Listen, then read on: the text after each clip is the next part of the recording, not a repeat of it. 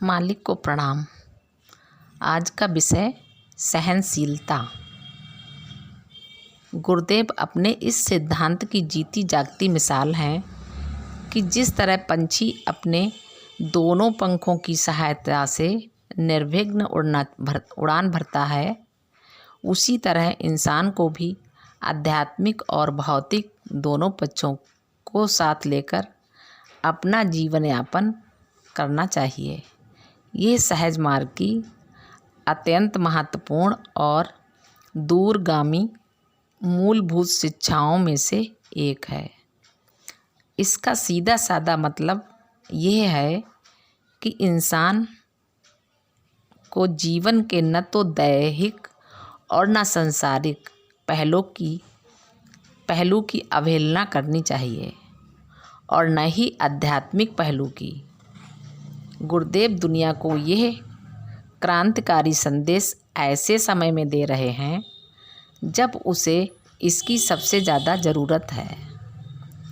भारत के अधिकांश योगिक आचार्यों ने भौतिक जीवन को एक तरह से ऐसा निंदनीय माना है जैसे कि वह कोई घिनौनी या गंदी चीज़ हो, जिससे अभ्यासी को दूर ही रहना चाहिए। उनके प्रशिक्षण के नियम भी इतने जटिल और कठोर होते हैं कि किसी भी इंसान के लिए इसी जीवन काल में अपने भौतिक जीवन को अनुशासित करना और उसे बस में रखना लगभग असंभव हो जाता है। ऐसे में वह आध्यात्मिक विकास की शुरुआत कब करेगा? जवाब एक ही हो सकता है, अगले जन्म में या आने वाले जन्मों में। हमारे गुरुदेव की शिक्षा ये है कि भौतिक सृष्टि या मानव के भौतिक जीवन में कोई बुराई नहीं है। एक बार जब आत्मा शरीर धारण कर लेती है तो वह चाहें या ना चाहें उसे अपना भौतिक जीवन जीना ही पड़ता है। इसका कोई विकल्प नहीं है। यह केवल नियम नहीं है बल्कि एक मूलभूत सच्चाई है। यही ऐसा जीवन है जिस पर हम पूरी तरह से भरोसा कर सकते हैं। ये हमारे सामने है, हम इसे जी रहे हैं। गुरुदेव आगे कहते हैं, लेकिन मनुष्य अपने जीवन को इस तरह से नियमित कर सकता है कि शरीर के सारे अंग, सारी इंद्रियां सहज रूप से काम करने लगें, जिससे वह पूर्ण मानव बन सके। इस संदर्भ में सहज होना शब्द सबसे ज़्यादा महत्वपूर्ण है। शरीर की जिन असाधारण शक्तियों का हठ योग दावा करता है, वे न तो हमारा लक्ष्य हैं और न ही उन्हें हमारा लक्ष्य बनना चाहिए। न हमारा लक्ष्य हवा में से चीज़ों को लाना, दूर की चीज़ें देख लेना या आकाश में चलना जैसी सिद्धियां हैं, क्योंकि मानव जीवन में ये सब स्वाभाविक नहीं है। मैं फिर यही कहूँगा कि हमें इन सबको अपनी साधना का लक्ष्य नहीं बनाना चाहिए। योग की सहज मार्ग साधना पद्धति में हमें गुरुदेव यही सिखाते हैं कि जीवन के हर पहलू को पूरी तरह सामान्य या सहज कैसे किया जाए। गुरुदेव ने कहा है कि ज़्यादातर इंसान जीवन की शुरुआत पशुओं की तरह करते हैं। उन्हें मानव बनना साधना का पहला कदम है। उन्हें मानव बनाना साधना का पहला कदम है।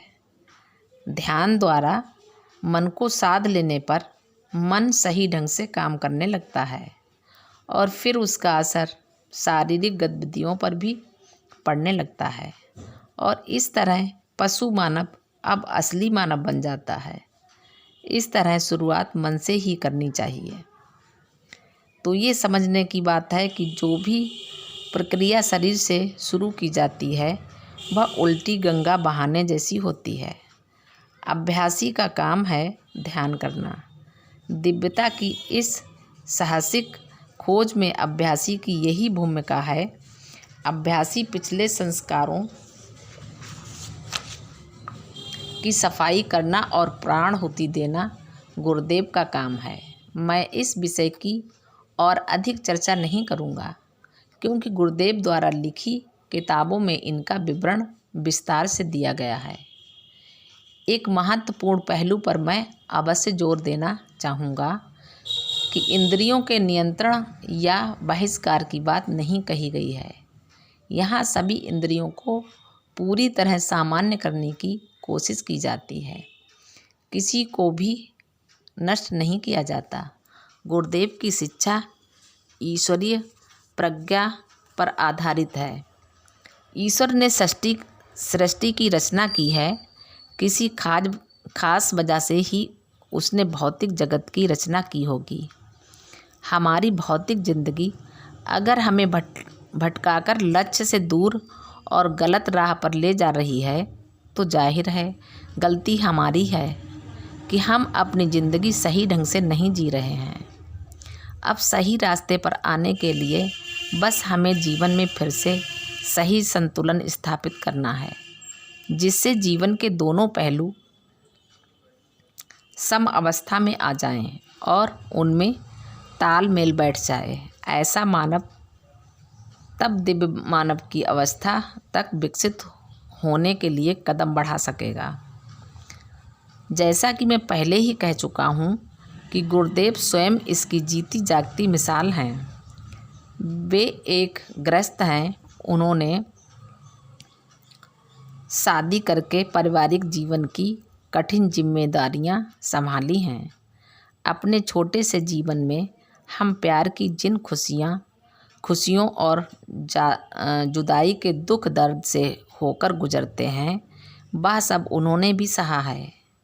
यह वास्तव में बड़ी अद्भुत और तारीफ़ की बात है कि पूरी तरह से एक गृहस्थ का जीवन व्यतीत करने के साथ साथ वे अपने अंदर आध्यात्मिक सद्गुरु बनने की दिव्य क्षमता भी विकसित कर सके।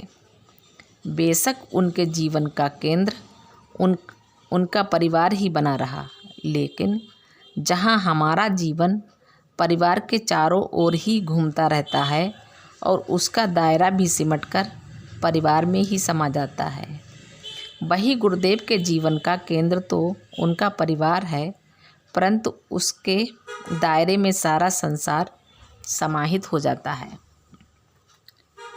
उनके और हमारे जीवन में सबसे बड़ा फ़र्क यही है, गुरुदेव जब अपनी दिव्य प्राणाहुति की मदद से हमारे अस्तित्व का विस्तार ब्रह्मांड या परब्रह्मांड मंडल के स्तर तक करते हैं, तब वे हमारे संकुचित दायरे को परिवार रूपी केंद्र से अलग या मुक्त कर देते हैं, जिससे उसका विस्तार उस हद तक बढ़ता चला जाए कि उसमें विश्वव्यापी बनने की संभावना पैदा हो सके। इस प्रकार आत्ममोहित स्वार्थी मानव और उसकी चेतना क्रमशः विकसित और विस्तृत होती हुई एक ब्रह्मांडीय इकाई का रूप ले लेती है, जिसकी चेतना स्वयं गुरुदेव की तरह विश्वव्यापी हो जाती है। गुरुदेव का जन्म एक जाने माने समृद्ध और सम्मानीय परिवार में हुआ है। निश्चय ही वहाँ के स्तर की तुलना में मैं उनके पिताजी काफ़ी समृद्ध थे। उन्होंने उच्च संस्कार अपने पिता और पारिवारिक गहरी आस्था माता जी से पाई है। माता पिता द्वारा डाले इस ठोस आधार पर गुरुदेव ने अपने जीवन की दिशा निर्धारित की है। गुरुदेव के संस्कार इतने उच्च हैं कि उसमें दूसरों की जीवन पद्धति की अनुचित और भ्रष्ट आलोचना के लिए कोई स्थान नहीं है। उनके लिए तो इस विश्व की क्रमिक परंपरा में हर चीज़ का अपना स्थान है। वे यही सिखाते हैं कि अपने अपने स्तर के अनुसार दूसरे गुरुजन भी ईश्वर का काम कर रहे हैं। गुरुदेव की शिक्षा के मुताबिक सहनशीलता केवल एक गुण ही नहीं, बल्कि वह तो अभ्यासी का नितांत आवश्यक कर्तव्य है। कोई भी पद्धति यह दावा नहीं कर सकती कि केवल वही एक महत्वपूर्ण और प्रभावी पद्धति है। ठोस आधार पर ही पर्वत का उच्च शिखर टिका रह सकता है। कुछ अभ्यासी गण कई साल तक योग की दूसरी पद्धतियों को अभ्यास करते रहे थे। अंत में जब वे गुरुदेव के सानिध्य में आए तो उन्हें अपने खास खोए हुए समय पर रोना आता कि काश वे गुरुदेव के चरण कमलों में पहले पहुंच गए होते। उन्हें गुरुदेव हमेशा सही नसीहत दिया करते। दूसरी पद्धतियों पर आपने जो समय लगाया है, मालिक को कोटि कोटि प्रणाम। अभ्यासी भाई बहनों को नमस्कार। हमारा वीडियो आप सभी को पसंद आए तो शेयर करें, लाइक करें, सब्सक्राइब करें। धन्यवाद।